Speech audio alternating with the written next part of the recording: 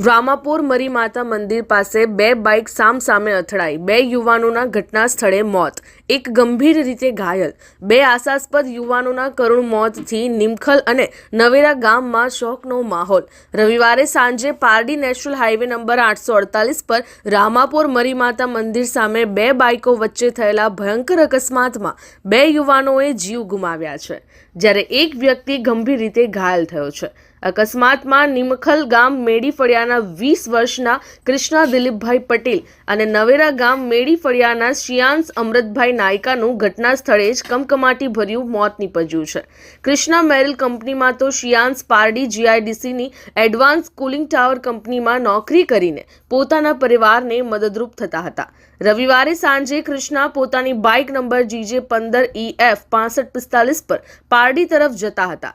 આ જ સમયે સામી દિશામાંથી શિયાંશ અને તેમના બનેવી રાજેશભાઈ સંતોષભાઈ ગંગોડા બાઇક નંબર GJ15EJ 3759 પર નવેરા તરફ જઈ રહ્યા હતા. રામાપુર મરીમાતા મંદિર પાસે બંને બાઇક સામસામે જોરદાર રીતે અથડાઈ હતી.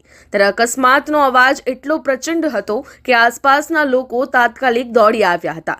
જોકે આ અકસ્માતમાં બંને યુવાનોને માથા તેમજ શરીરના વિવિધ ભાગે ગંભીર ઇજાઓ થતા લોહી લુહાણ હાલતમાં તેઓએ ઘટના સ્થળે જ દમ તોડ્યો હતો.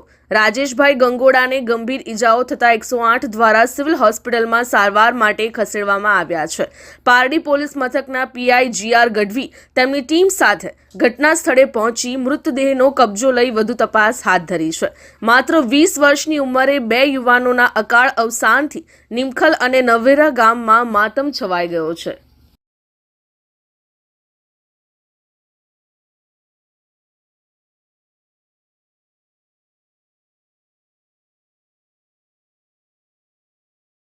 અમારી લાઈવ ન્યૂઝ 24 ચેનલને સબસ્ક્રાઇબ કરો.